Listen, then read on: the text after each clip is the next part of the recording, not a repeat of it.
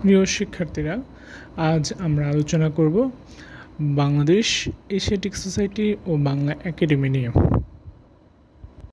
Bangladesh Asiatic society মূলত কাজ করে বাংলাদেশের ইতিহাস, ঐতিহ্য, সমাজ দর্শন এইসব বিষয় নিয়ে। আর বাংলাদেশ এশিয়াটিক সোসাইটির প্রতিষ্ঠিত হয় 1784 খ্রিস্টাব্দে কলকাতায়। তা পাকিস্তান আমলে তার নাম হচ্ছে পাকিস্তান এশিয়াটিক সোসাইটি এবং স্বাধীনতার পর তার নামকরণ করা হয় বাংলাদেশ এশিয়াটিক সোসাইটি। আর এশিয়াটিক সোসাইটির প্রতিষ্ঠাতা হলেন স্যার উইলিয়াম জোন্স। আর এশিয়াটিক সোসাইটি 14 খণ্ডে 2003 সাল থেকে বাংলাপিডিয়া নামে একটি বই বের করে, যা বাংলাদেশের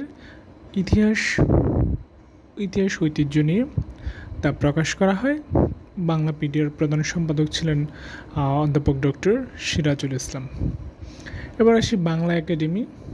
বাংলা একাডেমি প্রতিষ্ঠিত হয় 1955 সালে 3 ডিসেম্বর। বাংলা ভাষার গবেষণা ও সাহিত্য চর্চার উৎকর্ষ সাধনের জন্য বাংলা একাডেমি দীর্ঘিকারযুক্ত বানান থেকে রস্যিকারযুক্ত বানান পরিবর্তন করা হয় 15 সেপ্টেম্বর 2013 সালে।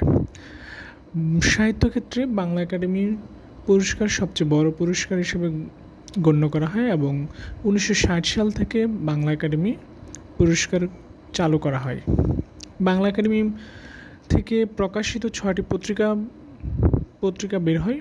তার মধ্যে উল্লেখযোগ্য হচ্ছে বাংলা একাডেমি পত্রিকা ত্রৈমাসিক, উত্তরাধিকার মাসিক এবং দান শালিকের দেশ ত্রৈমাসিক পত্রিকা। বাংলা একাডেমির মধ্যে আরও গুরুত্বপূর্ণ কিছু তথ্য রয়েছে। বাংলা একাডেমির প্রথম সভাপতি হচ্ছে মাওলানা আকরাম খাঁ।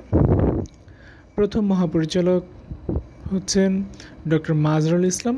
প্রথম পরিচালক হচ্ছেন ডক্টর মোহাম্মদ এনামুল হক এবং প্রথম মহিলা মহাপরিচালক হচ্ছে ডক্টর নীলিমা ইব্রাহিম। এই পর্যায়ে সাহিত্যের একটি অন্যতম বিষয় উপন্যাস নিয়ে একটু কথা বলবো। উপন্যাস রচনার প্রথম প্রচেষ্টা ছিলেন হচ্ছে ভবানীচরণ বন্দ্যোপাধ্যায়। তার রচিত কলিকাতা কমলালয়, নববাবু বিলাস এবং নববিবি বিলাস।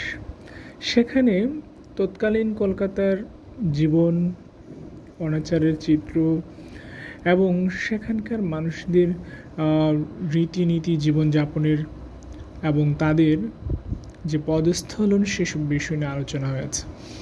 এবং উপন্যাসের যে মৌলিক কাঠামোগুলো সেখানে আলোচনা হয়েছে বিদায় তাকে উপন্যাস রচনার প্রাথমিক প্রচেষ্টা হিসেবে মনে করা হয়। তারপর হচ্ছে অবাঙালি কর্তৃক বাংলা সাহিত্যের প্রথম উপন্যাস রচনার চেষ্টা করেছেন হ্যানা ক্যাটরিন ম্যালেন্স ফুলমণি ও করুণার বিবরণ, the last day of the week. তাছাড়া আমরা জানি বাংলা সাহিত্যের প্রথম উপন্যাস হিসেবে পেরিচাঁদ মিত্র টেকচাঁদ ঠাকুর রচিত আলালের ঘরে দুলাল, ইংরেজিতে যেটা স্পয়েলড চাইল্ড নামে পরিচিত।